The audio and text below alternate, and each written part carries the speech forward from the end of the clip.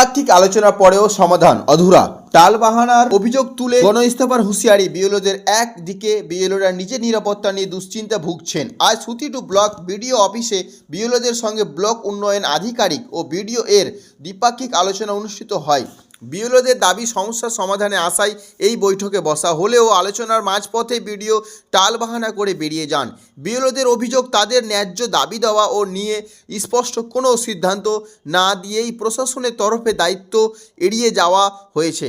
এর ফলে আলোচনাটি কার্যত ফলহীন হয়ে পড়ে। বৈঠকের পর বিএলওরা জানান, আলোচনা নামে সময় নষ্ট করা হলেও বাস্তবে কোনো সমাধান মিলছে না। এই পরিস্থিতিতে ক্ষুব্ধ 216 জন বিএলওরা মিলে আগামী পরশুদিন গণইস্তফা দেওয়ার ঘোষণা। ঘটনাকে কেন্দ্র করে ব্লক প্রশাসনে উত্তেজনা ছড়িয়েছেন। বিএলওদের এই অভিযোগের পর প্রশাসন কি পদক্ষেপ নেই সেদিকে নজর রয়েছে সকলের। দেখুন বিস্তারিত কি বলছেন বিএলওরা। নিলাম আজকে যে আগামী পরশুদিন দুপুর 2টার সময় আমরা গণহারে সমস্ত বিএলওগণ 216 জন বিএলও সুতিটু ব্লকের আমরা ইস্তফা দিতে চলেছি। আগামী শুক্রবার সময় 2টার সময় গণইস্তফা দেবো। এই কারণে যে আমি একটু আগে বললাম যে কোনো গাইডলাইন নেই, কোনো লিখিত গাইডলাইন নেই। সকালে এক কথা বলা, নির্বাচন কমিশন সকালে এক কথা বলছে, দুপুরে এক কথা, বিকেলে এক কথা, রাত্রিতে এক কথা। এবং আমাদের শুধু যে ইআরও সাহেব আছেন, আরও যারা আধিকারিকগণ আছেন, তারা আমাদের চাপিয়ে দিচ্ছেন এবং প্রেসারাইজ করছেন। এক্ষুনি করতে হবে, ফরওয়ার্ড করছেন গ্রুপে, এক্ষুনি করতে হবে। সকালে দিয়ে আজকের মধ্যে করতে হবে, রাত্রে দিয়ে সকালের মধ্যে করতে হবে। প্রত্যেকটা বিএলও আমরা রাত্রিবেলা 12টা, রাত্রি 12টা, 1টা, 2টো পর্যন্ত নিজ নিজ স্কুলে আমরা কাজ করেছি। আমাদের নিজের সংসার রয়েছে, আমরা মানসিকভাবে চরমভাবে বিপর্যস্ত এবং মানসিকভাবে আমরা অনেকটা পিছিয়ে গেছি। সে সেপ্টেম্বর মাস থেকে একই রকমভাবে যাতাকলে চলছে এবং এই জন্য আমাদের কাজ করতে কোনো অসুবিধা নেই। আমরা অনেকেই আমি নিজে 14-15 বছর ধরে কাজ করছি। অনেকে নতুন আসে, কেউ 10 বছর, কেউ 7 বছর, কেউ 5 বছর ধরে করছে। আমরা কাজ করতে তৎপর। সুতিটু ব্লক আমরা মুর্শিদাবাদ জেলাতে সেকেন্ড হয়েছে, এটা গর্বের কথা। আমরা কাজ করেছি বলেই তো হয়েছে। কিন্তু আমাদের প্রথমে বলা হয়েছিল যে শুধুমাত্র আপনাদের ডেটা মানে ফর্মটা, এনুমারেশন ফর্মটা ডিস্ট্রিবিউট করবেন এবং গ্রহণ করবেন। তারপর বলা হলো যে ডেটা এন্ট্রির কাজটা করতে হবে, কিন্তু এটা বলা আমাদের আগে হয়নি। তারপরও সামাজিকতার খাতিরে পাবলিকের কথা মাথায় রেখে যাতে পাবলিক হ্যারাসমেন্ট না হয় আমরা ডেটা এন্ট্রির কাজ করলাম। ওকে, একটা জিনিস আপনাদের আমি একটু মনে করিয়ে দিই। আমরা যারা বিএলও যারা কাজ করছি, আমরা প্রত্যেকে কিন্তু আগে শিক্ষক, পরে BLO. Right two education act 2009 অনুযায়ী আমাদের প্রধান কাজ হচ্ছে শিক্ষাদানে সহায়তা করা, বিএলওর কাজ করা বা সেন্সাসের কাজ করা নয়। আজকে ইসিআই অর্ডার করেছিল আমাদের রাজ্য ইলেকশন কমিশনারকে, যে কেন্দ্রীয় ইলেকশন কমিশনার, যে 11 রকম অফিসারদের এখানে ইনভলভমেন্ট করা হোক। কিন্তু দুর্ভাগ্যবশত 13 রকম দুর্ভাগ্যবশত আমাদের শুধু প্রাইমারি স্কুল টিচাররাকে এখানে ইনভলভ করা হয়েছে। আজকে আপনারা যারা আমাদের মিডিয়ার বন্ধু আছেন, আপনারা গিয়ে দেখুন আমাদের প্রাইমারি স্কুলগুলো প্রায় বন্ধ হওয়ার অবস্থায়। এদিকে এসআই স্কুল ভিজিট করছেন, আপনাকে শোকজ করছেন।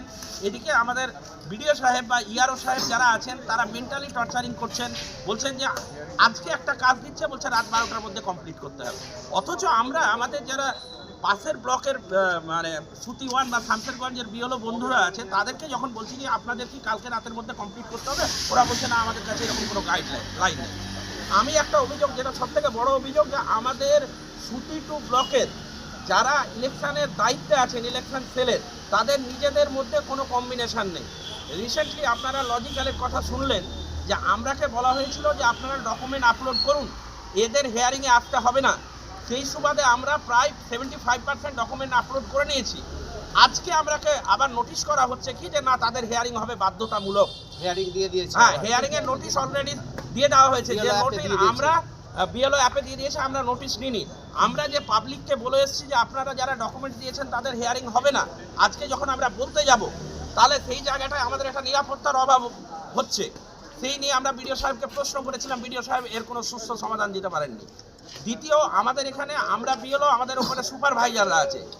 এক অঞ্চলের সুপারভাইজারের সাথে আর এক অঞ্চলের সুপারভাইজারের কোনো কোঅপারেশন নেই, কোনো কম্প্রোমাইজ নেই। এ বলছে এই ফর্মটা ফিল আপ করুন, এ বলছে ওই ফর্মটা ফিল আপ করুন, যেটা পুরোপুরি হচ্ছে আনসাইন্টিফিক প্রসেস।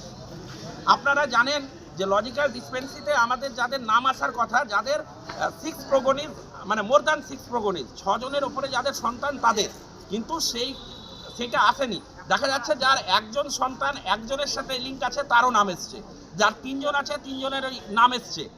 এটা পুরোপুরি ভুল প্রসেস এবং